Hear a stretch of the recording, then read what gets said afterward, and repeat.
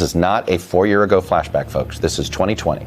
Intelligence officials have warned House lawmakers, a bipartisan group, last week that Russia was already interfering in the 2020 campaign to try to get President Trump reelected. This morning, a new intelligence report reveals Russia is reportedly interfering in the 2020 race and trying to help President Trump get reelected. Russia nonsense.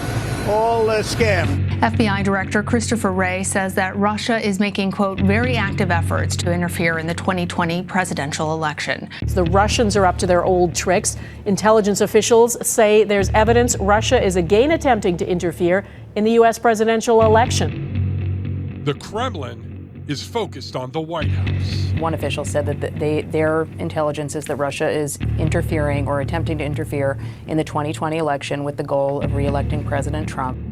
This morning, new revelations that U.S. intelligence officials last week warned lawmakers about Russian efforts to interfere in the 2020 election to help re-elect President Trump. U.S. intelligence officials are warning of a new election interference threat, and it's coming from the same source as 2016, Russia. Going into an election our intelligence community has confirmed is under the biggest threat that our nation has seen. Thank you, Mr. President. The intelligence community believes that Russia is trying to meddle in the 2020 election. Do you agree with their assessment? It was highly exaggerated, and frankly, I think it's disgraceful. And I think it was leaks from the Intelligence Committee, House version, and I think that they leaked it. I think probably Schiff leaked it, but people within that, Schiff leaked it, in my opinion. And he shouldn't be leaking things like that. That's a terrible thing to do. Now to the Trump presidency, there are new concerns about Russian efforts to interfere in the 2020 presidential election. On October 21st, it was announced by Facebook that Russia continues to try and interfere in our election process. When you hear the term fake news, you probably think about how it's used often today by President Trump. But it's actually an old term used by the Soviet Union as a reference to disinformation campaigns. I see these phonies, the do-nothing Democrats. They said today that Putin wants to be sure that Trump gets elected. Here we go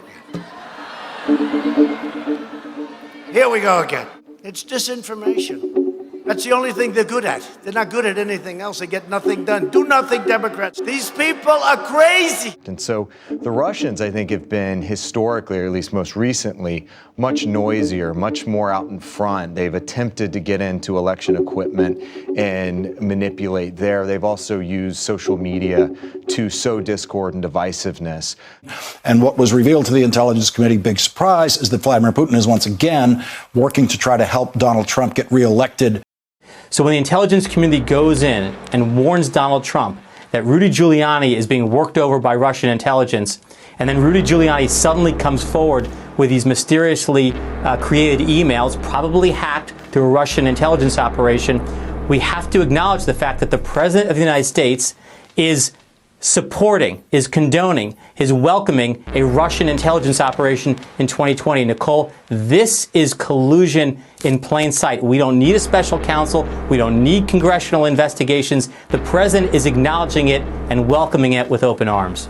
Let's face it, this is a national security threat. This is completely obvious.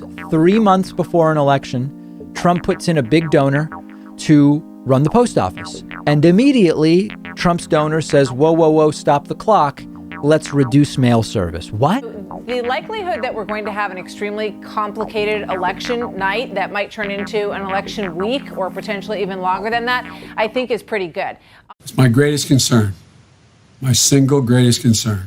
This president's going to try to steal this election. Joe Biden suggests President Trump will try to steal the election. The president's not going to steal this election. I mentioned this before, but I think this is probably going to be the most secure election in the modern era because of the amount of work we've done with state and local election officials who are, by the Constitution and by law, responsible for administering elections, federal elections. On Capitol Hill today, Christopher Krebs, who was the country's top cybersecurity official on Election Day, told a Senate panel this presidential election was the most secure in U.S. history. The 2020 election was the most secure in U.S. history. There is no evidence the November 3rd presidential election was compromised. In fact, they say it was the most secure election in American history. The Department of Homeland Security says the 2020 election was the most secure in American history. That the election was the most secure in American history. His own cybersecurity chief overseeing this election said it was the most secure in American history. You know, respecting the will of the people is at the heart of our democracy, even when we find those results hard to accept. My name is Ben Hublin. I'm chairman of the U.S. Election Assistance Commission. And we just haven't seen anything that rises to any level of real concern. Republicans should stop their shenanigans about an election that President Trump has already lost. So he said, you're hurting this country by raising these specious claims without any evidence.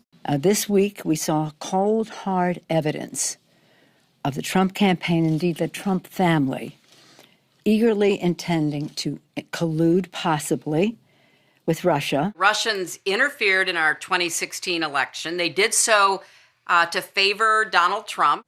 Let's make one thing perfectly clear about an issue so many have either overstated or ignored. Election fraud is real. It happens. And it often gets prosecuted, as it should.